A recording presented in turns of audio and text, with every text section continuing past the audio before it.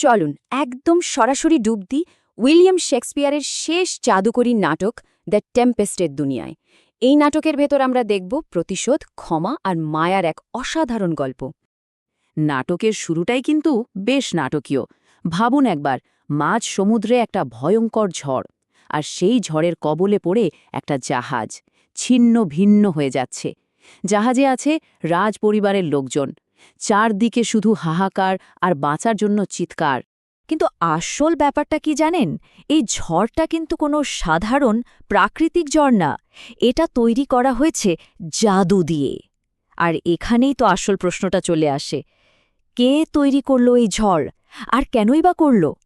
তো চলুন এবার পরিচয় করা যাক এই ঝড়ের পেছনে সেই মাস্টার মাইন্ডের সাথে। তার নাম প্রসপেরো। আর এই ঝড়ের কারণটা ঠিকমতো বুঝতে হলে আমাদের একটু প্রসপেরোর অতীতে ফিরে যেতে হবে। ব্যাপারটা শুরু হয় আজ থেকে ১২ বছর আগে। প্রসপেরো তখন ছিলেন মিলানের ডিউক, কিন্তু তিনি বই আর জাদুবিদ্যায় নিয়ে বেশি ব্যস্ত থাকতেন। আর এই সুযোগটাই নেয় তার ভাই আন্টোনিও। সে রাজা অলনজোর সাথে হাত মিলিয়ে প্রসপেরোর রাজ্য কেড়ে নেয়। শুধু তাই না, প্রসপেরো আর তার ছোট্ট মেয়ে মিরান্ডাকে একটা ভাঙা নৌকায় করে সমুদ্রে ভাসিয়ে দেয়। ভাগ্য ভালো যে তারা একটা জাদুকরী দ্বীপে এসে পৌঁছায়। আর আজ ঠিক ১২ বছর পর প্রসপেরো সেই শত্রুরাই। এই দ্বীপে প্রসপেরো কিন্তু একা না, তার নিয়ন্ত্রণে আছে আরও দুজন। একজন হল অ্যারিয়েল, সে বাতাসের এক আত্মা। মুক্তির শর্তে সে প্রসপেরোর সেবা করে। আর অন্যজন হল ক্যালিবেন, এই দ্বীপের আদি বাসিন্দা। প্রসপেরো তাকে এখন দাস বানিয়ে রেখেছে। দুজনের মনেই কিন্তু মুক্তির একটা তীব্র ইচ্ছা আর চাপা ক্ষোভ কাজ করছে। আর এখান থেকেই নাটকের একটা বড় দ্বন্দ্ব আমাদের সামনে পরিষ্কার হয়ে ওঠে। দেখুন, প্রসপেরো নিজেকে ভাবে এই দ্বীপের উদ্ধারকর্তা, যে এখানে সভ্যতা নিয়ে এসেছে। কিন্তু ক্যালিবানের চোখে প্রসপেরো একজন দখলদার, যে তার মায়ের কাছ থেকে পাওয়া দ্বীপটা চুরি করেছে। তাদের এই সংঘাতটা কিন্তু আসলে উপনিবেশবাদের সেই পুরনো বিতর্কেরই একটা ছবি তুলে ধরে। ক্যালিবানের এই কথাটা কি অসাধারণ! এটা তার ভেতরের সব ক্ষোভ আর যন্ত্রণা যেন একবারে বের করে আনে। সে বলতে চাইছে, প্রসপেরো তাকে যে ভাষা শিখিয়েছে সেটা তাকে শিক্ষিত করার জন্য না, বরং সেটা তাকে অভিশাপ দেওয়ার একটা অস্ত্র দিয়েছে। শোষণের বিরুদ্ধে এটাই তার প্রতিবাদের ভাষা। ভাবুন একবার, কি শক্তিশালী একটা সংলাপ। তো ঝড়ের পর যারা বেঁচে গেল, তারা এখন প্রসপেরোর জাদুকরী দ্বীপের এক একটা দাবার ঘুঁটি। আর প্রসপেরো হল সেই খেলার মাস্টার। চলুন দেখা যাক সে তার পরিকল্পনা সফল করতে কাকে কিভাবে চালে। চলুন এক ঝলকে দেখে নিই এই খেলার প্রধান খেলোয়াড়দের আর তাদের উদ্দেশ্যগুলো কি কি। প্রসপেরো চায় ন্যায় বিচার, আর চায় তার হারানো রাজ্য ফিরে পেতে। তার ভাই অ্যান্টোনিওর একটাই লক্ষ্য, ক্ষমতা। আর ওদিকে ক্যালিব্যান আর এরিয়েল, দুজনেরই স্বপ্ন একটাই, মুক্তি।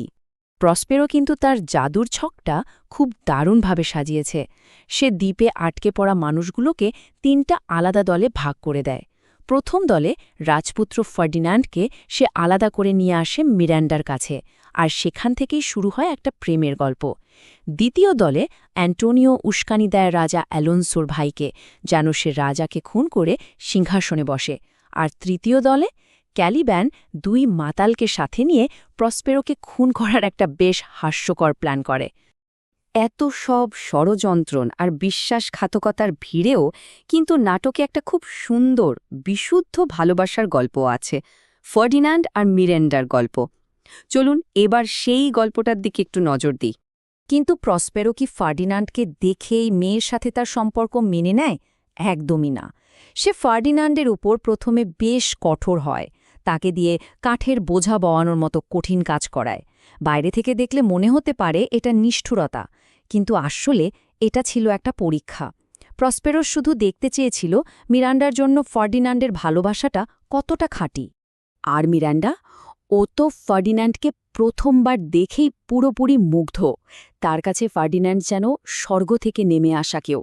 নাটকের এত বিশ্বাসঘাতকতা, এত ষড়যন্ত্রের অন্ধকারের মধ্যে মিরান্ডার এই নিষ্পাপ ভালোবাসাটা যেন এক ঝলক আলোর মতো। তো তো আমরা এখন নাটকের একদম চূড়ান্ত মুহূর্তে এসে পৌঁছে গেছি, এমন একটা জায়গায় যেখানে প্রসপ্যারোকে তার জীবনের সবচেয়ে বড় সিদ্ধান্তটা নিতে হবে। 12 বছরের অপেক্ষা শেষ, তার প্রতিশোধ এবার পূর্ণ হওয়ার পথে। কিন্তু তার পরিকল্পনা যখন সফল হতে চলেছে, ঠিক তখনই প্রসপেরো যেন একটু অন্যমনস্ক হয়ে যায়। সে জীবন, ক্ষমতা এইসবের ক্ষণস্থায়ী রূপ নিয়ে ভাবতে শুরু করে। আর তখনই সে বলে শেক্সপিয়ারের সেই বিখ্যাত সংলাপটা, যা তার গভীর ভাবনাকেই তুলে ধরে, যে আমাদের জীবনটা আসলে স্বপ্নের মতোই ক্ষণস্থায়ী। আর ঠিক এই সময়ে গল্পের মোড়টা ঘুরে যায়। এরিয়েল এসে প্রসপেরোকে খবর দেয় যে তার শত্রুরা তাদের ভুলের জন্য অনুশোচনা করছে, যন্ত্রণায় পুড়ছে। নিজে আত্মা হয়েও এরিয়েল তাদের জন্য মায়া অনুভব করছে। এরিয়েলের এই সহানুভূতি প্রসপেরোর মনে এতটাই প্রভাব ফেলে যে সে তার প্রতিশোধের পরিকল্পনা নিয়ে নতুন করে ভাবতে বাধ্য হয়। তাহলে এখন প্রশ্নটা কি দাঁড়ালো? প্রসপেরো এখন কি করবে? 12 বছর ধরে তার মনে যে প্রতিশোধের আগুন জ্বলছিল, সেই আগুন দিয়ে কি সে শত্রুদের শেষ করে দেবে, নাকি তাদের ক্ষমা করে দেবে? এবং প্রসপ্যারো বেছে নেয় দ্বিতীয় পথটা, ক্ষমার পথ।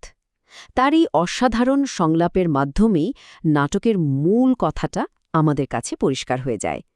প্রতিশোধ নেওয়ার চেয়ে ক্ষমা করে দেওয়াটা অনেক বেশি মহৎ একটা কাজ।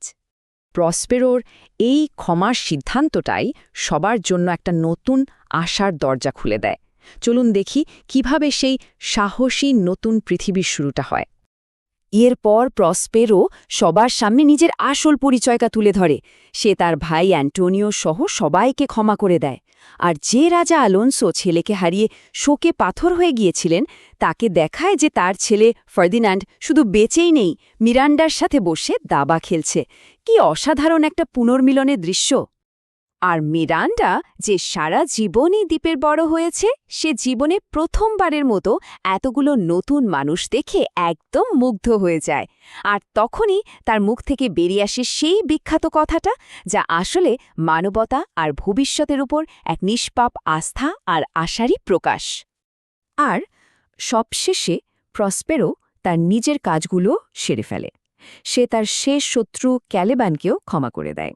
তারপর সে তার জাদুর লাঠি ভেঙে ফেলে, জাদুর বইটা ডুবিয়ে দেয় সমুদ্রে, আর তার বিশ্বস্ত ভৃত্য এরিয়েলকে সব বন্ধন থেকে মুক্ত করে দেয়। এক কথায়, সে তার জাদুকরী ক্ষমতা পুরোপুরি ত্যাগ করে আবার একজন সাধারণ মানুষ হিসেবে মিলানে ফিরে যাওয়ার জন্য তৈরি হয়। এই পুরো গল্পটা শেষে আমাদের একটা খুব বড় প্রশ্নের সামনে দাঁড় করিয়ে দেয়।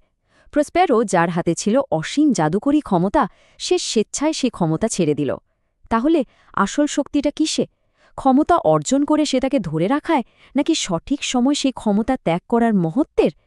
এই প্রশ্নটার মধ্যেই হয়তো দ্য টেম্পেস্ট নাটকের আসল শিক্ষাটা লুকিয়ে আছে।